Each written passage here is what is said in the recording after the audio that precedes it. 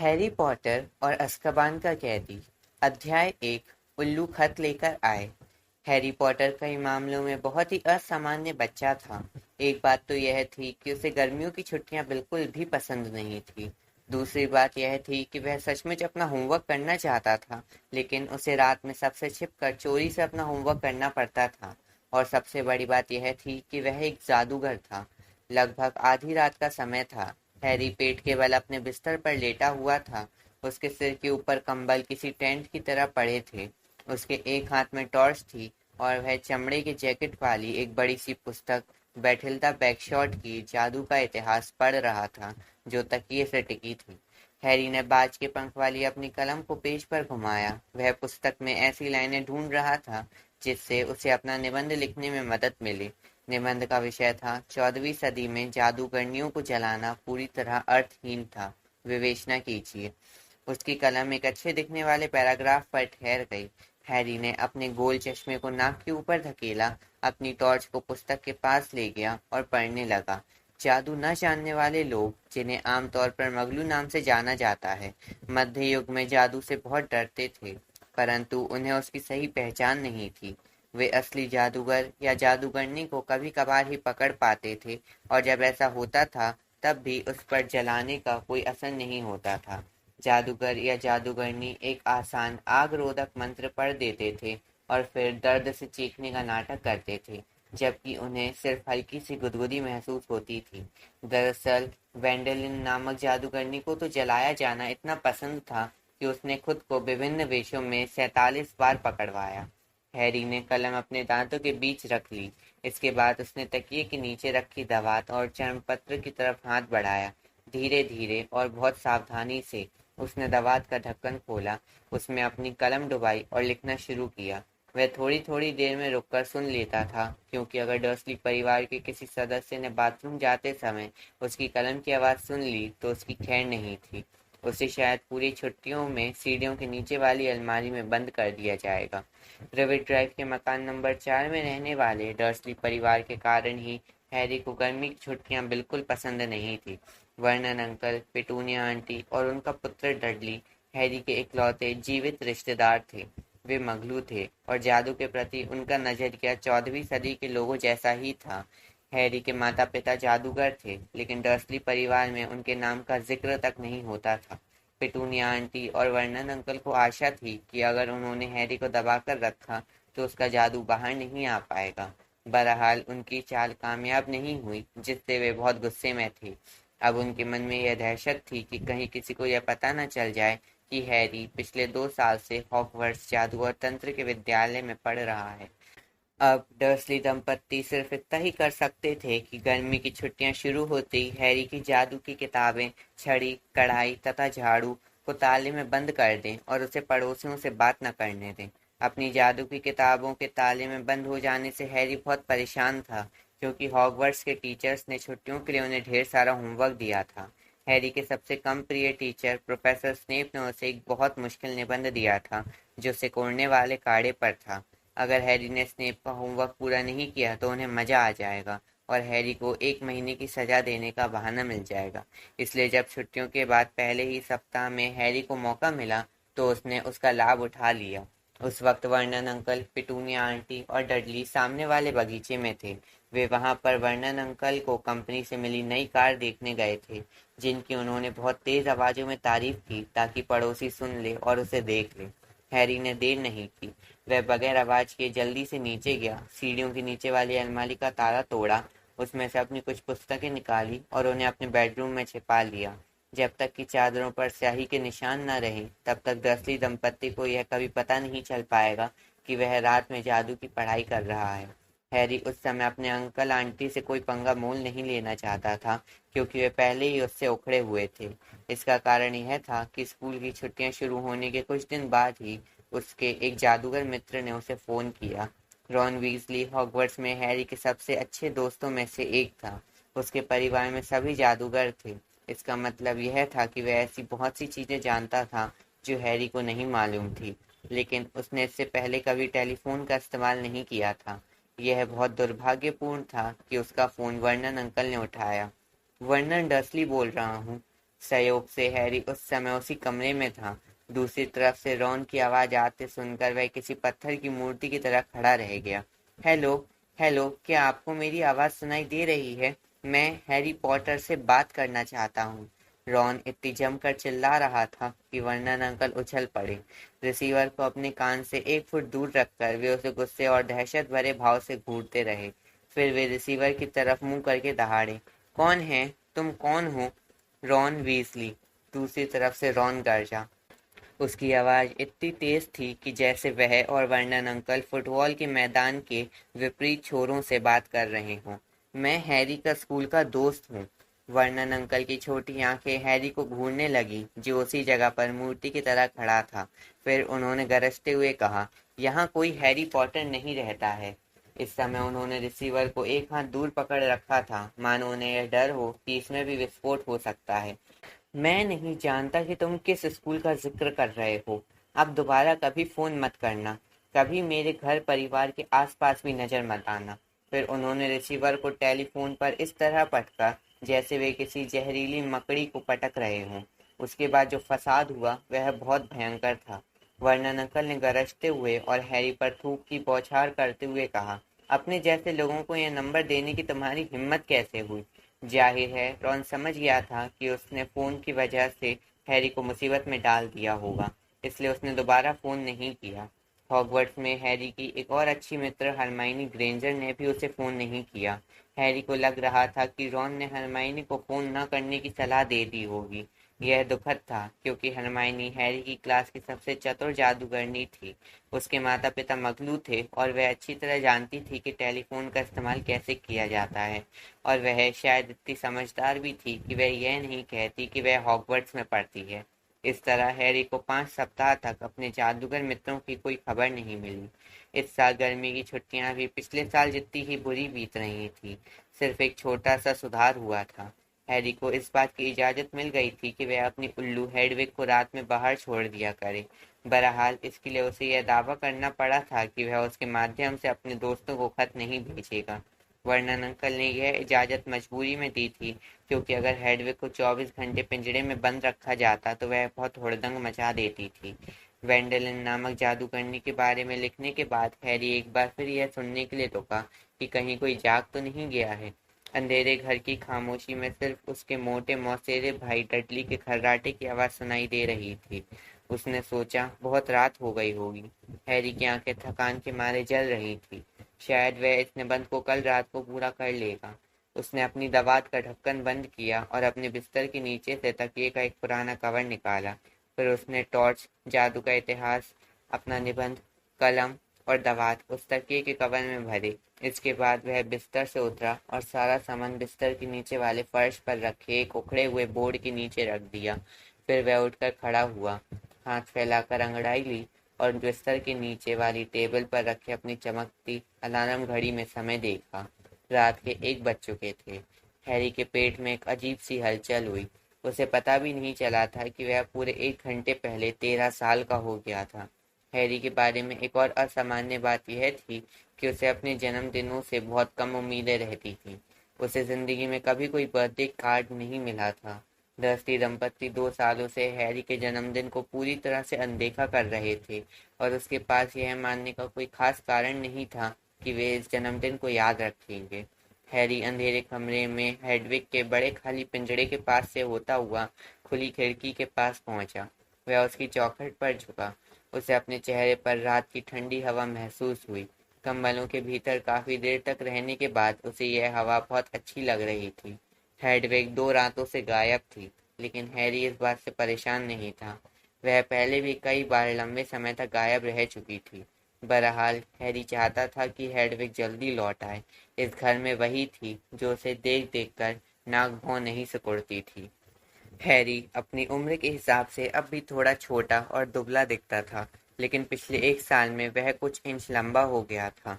बहरहाल उसके काले बाल अब भी पहले जैसे ही थे। उसकी लाख कोशिशों के बाद भी वे हमेशा बिखरे रहते थे। मोटे चश्मे के नीचे उसकी आंखें चमकदार हरी थीं। इसके अलावा उसके माथे पर एक पतला सा निशान भी था, जिसका आकार बिजली चमकने की तरह था। हैरी की तमाम असामान्य चीजों में यह निशान सबसे असाधारण बात थी। डर्सली दंपति 10 साल तक उससे यह झूठ बोलते आए थे कि यह उस कार दुर्घटना में बना था जिसमें उसके माता-पिता की मौत हुई थी, जबकि सच्चाई तो यह थी कि लिली और जेम्स पॉटर की मौत कार दुर्घटना में नहीं हुई थी, उनकी हत्या हुई थी। इस सदी के सबसे भयावह शैतानी जादूगर लॉर्ड वोल्डेमॉर्ट ने उन्हें मार डाला था। उसने हैरी को भी मारने की कोशिश की थी, लेकिन हैरी बच निकला। वोल्डेमॉर्ट के श्राप से उसके माथे पर सिर्फ यह बिजली जैसा निशान बना और इसके बाद वोल्डेमॉर्ट के श्राप ने पलटकर उसी पर हमला कर दिया। वोल्डेमॉर्ट को जान के लाले पड़ गए और वह भाग खड़ा हुआ। हॉगवर्ट्स में हैरी की उससे फिर मुठभेड़ हुई। अंधेरी खिड़की के पास खड़े-खड़े जब हैरी ने वोल्डेमॉर्ट से अपनी आखिरी मुठभेड़ याद की, तो उसको यह मानना पड़ा कि अपने 13वें जन्मदिन तक पहुंचना उसकी खुशकिस्मती थी। हेडविग को तलाशने की कोशिश करते हुए उसने तारों भरे आसमान को गौर से देखा। शायद वह अपनी चोंच में कोई मरा हुआ चूहा लटकाते हुए उसके पास आ जाए और शाबाशी की उम्मीद करे। वह छतों के ऊपर से आसमान को यूं ही देख रहा था कि तभी उसे एक बहुत अजीब चीज दिखी। उसे स्थिति को समझने में थोड़ा वक्त लगा। चांदनी में हैरी को एक बड़ा और अजीब सा जीव दिखा जो हर पल बड़ा होता जा रहा था और अपने पंख फड़फड़ाते हुए उसकी तरफ आ रहा था। हैरी एकदम चुपचाप खड़े खड़े उसे नीचे और नीचे आते देख रहा था। एक पल के लिए वह झिझका। उसने अपना हाथ खिड़की के हैंडल की तरफ बढ़ाया। वह इसे बंद करने के बारे में सोचने लगा, लेकिन तभी वह विचित्र जीव प्रिवेट ड्राइव की स्ट्रीट लाइट के ऊपर पहुंचा, जिसकी रोशनी में हैरी को पूरी बात समझ में आ गई। वह तत्काल एक तरफ हो गया। खिड़की में से 3 उल्लू अंदर आए। उनमें से 2 उल्लुओं ने तीसरे को पकड़ रखा था, जो बेहोश लग रहा था। वे हल्की सी धम्म की आवाज के साथ हैरी के बिस्तर पर उतरे। बीच वाला बड़ा और भूरा उल्लू स्थिर पड़ा रहा। उसके पैर में एक बड़ा पार्सल बंधा था। हैरी ने बेहोश उल्लू को तुरंत ही पहचान लिया। उसका नाम एरल था और वह वीजली परिवार का उल्लू था। हैरी तत्काल बिस्तर की तरफ भागा। उसने एरल के पैर में बंधी रस्सियां खोलकर पार्सल को अलग किया और एरल को हेडविग के पिंजरे की तरफ ले गया। एरल ने धीरे से एक आंख खोलकर धन्यवाद की धीमी सी आवाज निकाली और पानी पीने लगा। हैरी बाकी बचे उल्लुओं की तरफ मुड़ा। उनमें से एक उसकी अपनी हेडविग थी, जो बड़ी और सफेद रंग की थी। वह भी एक पार्सल लाई थी और बहुत खुश दिख रही थी। हैरी ने जब उसका पार्सल खोला तो उसने हैरी को अपनी चोंच से प्रेम से कुतरा और फिर वह कमरे में उड़ती हुई एरल के पास जाकर बैठ गई। हैरी तीसरे उल्लू को नहीं पहचान पाया, जो सुंदर और छोटा था। बहरहाल वह तुरंत समझ गया कि यह कहाँ से आया था, क्योंकि तीसरे पार्सल के साथ ही हॉगवर्ट्स की मोहर वाला खत भी था। जब हैरी ने उल्लू का पार्सल निकाला, उसे मुक्त किया, तो उसने महत्वपूर्ण दिखते हुए अपने पंख फड़फड़ाए और खिड़की से बाहर उड़ गया। हैरी अपने बिस्तर पर बैठ गया। उसने झपट कर एरल वाले पार्सल को उठाया और उस पर लिपटे भूरे कागज को फाड़ा। अंदर सुनहरे वर्क में एक तोहफा लिपटा हुआ था और उसे मिलने वाला पहला बर्थडे कार्ड भी था। कांपती उंगलियों से उसने लिफाफा खोला, जिसमें से 2 कागज बाहर निकले, एक पत्र और एक अखबार की कटिंग। यह साफ था कि कटिंग जादूगरों के अखबार दैनिक जादूगर की थी, क्योंकि श्वेत श्याम तस्वीरों में लोग हिल रहे थे। हैरी ने कटिंग उठाई और उसकी तह खोलकर उसको पढ़ा। जादू मंत्रालय के कर्मचारी ने बड़ा पुरस्कार जीता। जादू मंत्रालय के मगलू वस्तु दुरुपयोग विभाग के प्रमुख आर्थर वीजली ने दैनिक जादूगर का वार्षिक ग्रैंड प्राइज गैलियन ड्रॉ जीता है। खुशी से झूम रहे मिस्टर वीजली ने दैनिक जादूगर को बताया, हम इस पैसे से मिस्र में गर्मियों की छुट्टियां मनाने जाएंगे, जहां हमारा सबसे बड़ा बेटा बिल जादूगरों के बैंक ग्रिंगरॉट में श्राप नाशक है। वीजली परिवार मिस्र में 1 महीने तक रहेगा, क्योंकि इस परिवार के 5 बच्चे हॉगवर्ट्स में पढ़ते हैं और उन्हें स्कूल के नए सत्र की शुरुआत के लिए सितंबर में वहां पहुंचना है। हिलती तस्वीर को देखकर हैरी के चेहरे पर मुस्कान आ गई, क्योंकि वीजली परिवार के सभी सदस्य एक बड़े पिरामिड के सामने खड़े होकर उसकी तरफ जोर जोर से हाथ हिला रहे थे। तस्वीर में मोटी और नाटी मिसेस वीजली के साथ गंजे हो रहे लंबे मिस्टर वीजली खड़े थे। उसके साथ उनके 6 बेटे और एक बेटी भी थी। हालांकि श्वेत श्याम तस्वीर में नजर नहीं आ रहा था, परंतु उन सबके बाल बहुत लाल थे। तस्वीर में एकदम बीच में रॉन खड़ा था। उसका पालतू चूहा स्कैबर्स उसके कंधे पर था और रॉन का हाथ अपनी छोटी बहन जिनी की कमर में लिपटा था। हैरी को लग रहा था कि वीजली परिवार को इतना बड़ा इनाम मिलना ही चाहिए था, क्योंकि वे लोग बहुत अच्छे होने के बावजूद बहुत गरीब थे। फिर उसने रॉन का खत उठाया और उसे खोलकर पढ़ने लगा। प्रिय हैरी, हैप्पी बर्थडे। देखो, मुझे उस फोन कॉल वाली घटना के लिए बहुत अफसोस है। मुझे उम्मीद है कि मगलुओं ने तुम्हें ज्यादा तंग नहीं किया होगा। मैंने डैडी से पूछा था और उनका अंदाजा यह है कि शायद मुझे चिल्लाना नहीं चाहिए था। मिस्र का मौसम बहुत अच्छा है। बिल हमें पिरामिडों में घुमाने ले गया था और तुम यकीन नहीं कर सकते कि प्राचीन मिस्र के जादूगरों ने उन पर कितने सारे मंत्रों का इस्तेमाल किया है। मम्मी जिनी को आखिरी मकबरे में नहीं जाने दे रही थी। वहां पर चोरी से अंदर घुसने वाले मगलुओं के कंकाल पड़े थे, जिनके बहुत से सिर और अंग उगाए थे। जब डैडी ने दैनिक जादूगर का इनाम जीता तो मुझे तो विश्वास ही नहीं हुआ। 700 गैलियन। ज्यादातर पैसे तो इन छुट्टियों पर ही खर्च हो गए, लेकिन मम्मी डैडी मेरे लिए नई जादुई छड़ी खरीदने वाले हैं। हैरी को यह घटना बहुत अच्छी तरह से याद थी, जब रॉन की पुरानी छड़ी टूट गई थी। यह तब हुआ था जब वे कार उड़ाकर हॉगवर्ट्स जा रहे थे और उनकी कार स्कूल के मैदान में लगे लड़ाकू पेड़ से टकरा गई। हम सत्र शुरू होने के लगभग एक सप्ताह पहले लौटेंगे। इसके बाद मेरी जादुई छड़ी और हमारी नई पुस्तकें लेने के लिए हम लोग लंदन जाएंगे। क्या तुम्हारे वहां मिलने की कोई संभावना है? मगलुओं की बातों से निराश मत होना। लंदन आने की कोशिश करना। रॉन। पुनश्च पर्सी हेड बॉय बन गया। उसे पिछले हफ्ते यह सूचना मिली थी। हैरी ने तस्वीर को एक बार फिर देखा। हॉगवर्ट्स में 7वें और अंतिम वर्ष में पढ़ने वाला पर्सी बहुत खुश दिख रहा था। उसने अपने हेड बॉय का बैज अपने टोप पर लगा रखा था, जो उसके बालों पर खुशनुमा ढंग से रखा था। सींग के घेरे वाला उसका चश्मा मिस्र के धूप में चमक रहा था। हैरी अब तोहफे की तरफ मुड़ा और उसे खोलने लगा। अंदर उसे एक ऐसी चीज दिखी जो कांच के छोटे लट्टू की तरह दिख रही थी। इसके नीचे रॉन की एक और चिट्ठी थी। हैरी, इसे मुखबिर यंत्र कहते हैं। अगर आसपास कोई अविश्वसनीय व्यक्ति हो जो कोई गलत काम कर रहा हो, तो यह चमकने और घूमने लगेगा। बिल कहता है कि यह बेकार है और इसे सिर्फ जादूगर पर्यटकों से पैसे ऐंठने के लिए बेचा जाता है। वह कहता है कि इसका भरोसा नहीं किया जा सकता, क्योंकि पिछली रात को डिनर के वक्त यह पूरे समय चमकता रहा और शोर मचाता रहा। लेकिन वह यह नहीं जानता था कि फ्रेड और जॉर्ज ने उसके सूप में बीटल्स डाल दिए थे। विदा, रॉन। हैरी ने मुखबिर यंत्र को अपने बिस्तर की पास वाली टेबल पर रख दिया। वह यंत्र बिल्कुल स्थिर खड़ा रहा और घड़ी की सुइयों का प्रतिबिंब दिखाता रहा। कुछ सेकंड तक इसकी तरफ खुशी खुशी देखने के बाद हैरी ने वह पार्सल उठाया जो हेडविग लाई थी। इसके अंदर भी तोहफा, बर्थडे कार्ड और एक पत्र था। वह पार्सल हरमाइनी ने भेजा था। प्रिय हैरी, रॉन ने मुझे पत्र लिखकर बताया कि तुम्हारे वर्णन अंकल से उसने फोन पर किस तरह बात की थी। मैं आशा करती हूँ कि तुम सही सलामत होगे। मैं इस वक्त फ्रांस में छुट्टियां मना रही हूँ, इसलिए मुझे समझ में नहीं आ रहा था कि मैं तुम्हारा तोहफा कैसे भेजूं। मुझे डर था कि कहीं कस्टम वाले तो इसे नहीं खोल लेंगे, लेकिन तभी हेडविग आ गई। मुझे लगता है वह चाहती थी कि तुम्हें इस बार तो जन्मदिन पर कोई तोहफा मिल ही जाए। मैंने उल्लू के माध्यम से ऑर्डर देकर तुम्हारा तोहफा खरीदा है। मैंने दैनिक जादूगर में इसका विज्ञापन देखा था। मैं यहाँ पर भी दैनिक जादूगर अखबार ले रही हूँ। जादूगरों की दुनिया की नवीनतम जानकारी रखना अच्छी बात है।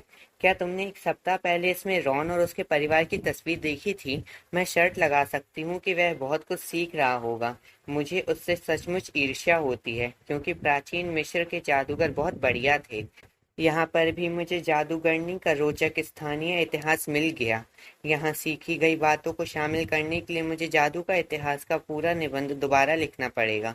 मुझे आशा है कि यह ज़्यादा लंबा नहीं होगा, क्योंकि प्रोफेसर बिन्स ने निबंध में जितने चरणपत्र लिखने को कहे थे, उससे 2 चरणपत्र ज़्यादा हो गए हैं। रॉन कह रहा था कि वह छुट्टियों के आखिरी हफ्ते में लंदन जाएगा। क्या तुम उस समय वहाँ आ सकते हो? क्या तुम्हारे अंकल आंटी तुम्हें आने देंगे? काश तुम आ सको। अगर ऐसा नहीं होता है तो हम 1 सितंबर को हॉगवर्ट्स एक्सप्रेस पर मिलेंगे। प्रेम सहित, हरमाइनी। पुनश्च रॉन ने बताया कि पर्सी हेड बॉय बन गया है। मैं दावे से कह सकती हूँ कि पर्सी तो खुशी के मारे फूला नहीं समा रहा होगा। वैसे रॉन इस बारे में ज्यादा खुश नहीं है। हैरी ने हंसते हुए हरमाइनी का खत एक तरफ रखा और उसका तोहफा उठाया। यह बहुत भारी था। वह हरमाइनी को जानता था, इसलिए उसे पूरी तरह से विश्वास था कि उसने जरूर कोई किताब भेजी होगी जिसमें बहुत से मुश्किल मंत्र होंगे। लेकिन ऐसी बात नहीं थी। जब उसने कागज फाड़ा तो उसका दिल उछल पड़ा। क्योंकि अंदर काले चमड़े के एक चिकने केस पर ये शब्द लिखे थे, उड़ने वाली झाड़ू की सर्विसिंग किट। वाह हरमाइनी, हैरी फुसफुसाया और किट को देखने के लिए केस को खोला। उसमें फ्लीटवुड हाई फिनिश में हैंडल पॉलिश का एक डब्बा था। इसके अलावा झाड़ू की पूंछ की सीकों को तराशने के लिए चांदी की चमकदार कैंची थी और लंबी यात्रा के लिए झाड़ू पर लगाने वाला पीतल का दिशा सूचक यंत्र भी था। साथ ही अपनी झाड़ू की बेहतरीन देखभाल खुद कैसे करें की मार्गदर्शिका पुस्तक भी थी। हैरी को हॉगवर्ट्स के अपने दोस्तों की याद तो आती ही थी, उसे क्विडिच की भी बहुत याद आती थी। क्विडिच जादू की दुनिया का सबसे लोकप्रिय खेल था, जो बेहद खतरनाक और बहुत रोमांचक था तथा झाड़ुओं पर उड़कर खेला जाता था। हैरी बेहतरीन क्विडिच खिलाड़ी था। वह पिछले 100 सालों में हॉगवर्ट्स की किसी भी हाउस टीम में शामिल होने वाला सबसे कम उम्र का खिलाड़ी था। अपनी निम्बस 2000 झाड़ू को हैरी अपनी सबसे बहुमूल्य चीजों में से एक मानता था। हैरी ने चमड़े के केस को एक तरफ रख दिया और आखिरी पार्सल को उठाया। भूरे कागज पर घसीटा छाप लिखाई देखकर वह तत्काल समझ गया कि उसे हैग्रिड ने भेजा था, जो हॉगवर्ट्स का गेम कीपर था। जब उसने कागज की ऊपरी परत फाड़ी तो उसे अंदर किसी चमड़े जैसी हरी चीज की झलक दिखी।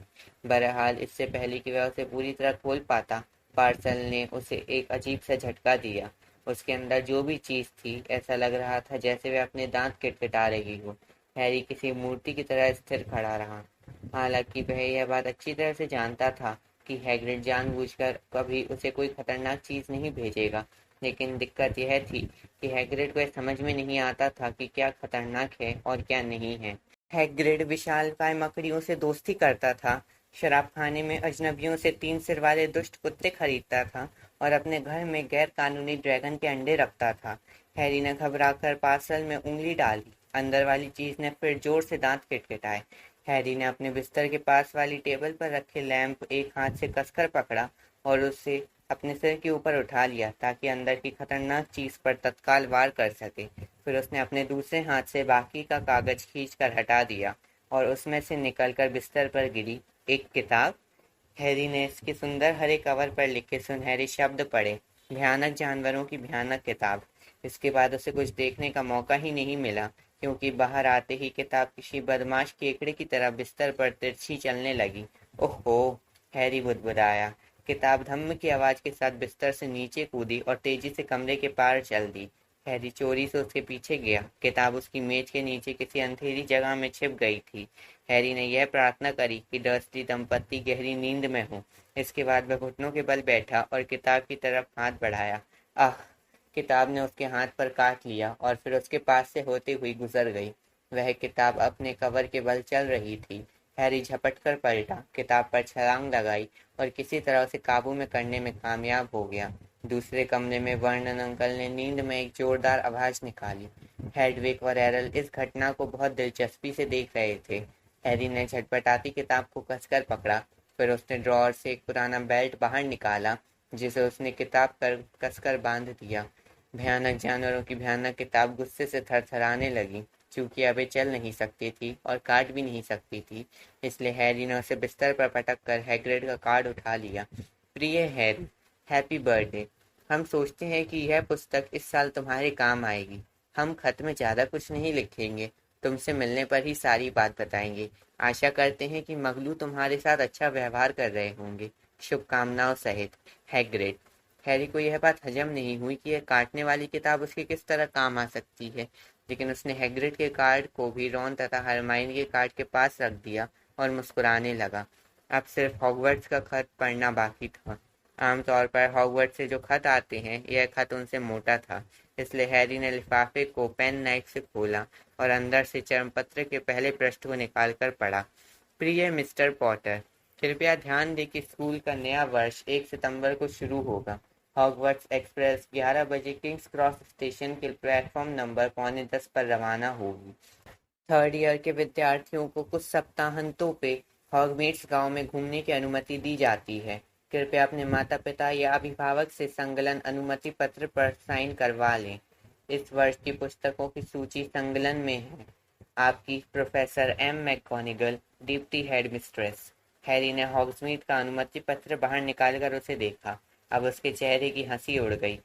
हॉग्समीड में घूमने में बहुत मजा आएगा। उसे पता था कि हॉग्समीड में सिर्फ जादूगर ही रहते थे, लेकिन वह पहले कभी वहां नहीं जा पाया था। अब समस्या यह थी कि वह वर्नन अंकल या पेटूनिया आंटी से इस अनुमति पत्र पर साइन कैसे करा सकता है। उसने अलार्म घड़ी की तरफ देखा। रात के 2 बज चुके थे। हैरी ने यह फैसला किया कि हॉग्समीड के अनुमति पत्र के बारे में वह सुबह उठने पर चिंता करेगा। इसके बाद वह बिस्तर पर पहुंचा और ऊपर लगे चार्ट पर एक और दिन काट दिया। यह चार्ट उसने अपने लिए बनाया था। इस चार्ट से उसे यह पता चलता था कि हॉगवर्ट्स लौटने में अभी कितने दिन बाकी थे। फिर उसने अपना चश्मा उतारा और आंखें खोलकर लेट गया। इसके बाद वह अपने तीनों बर्थडे कार्ड्स की तरफ बहुत देर तक देखता रहा। हालांकि हैरी पॉटर बहुत ही असाधारण था, लेकिन इस पल उसे वैसा ही महसूस हो रहा था जैसे सबको होता है। जिंदगी में पहली बार वह खुश था कि आज उसका जन्मदिन है।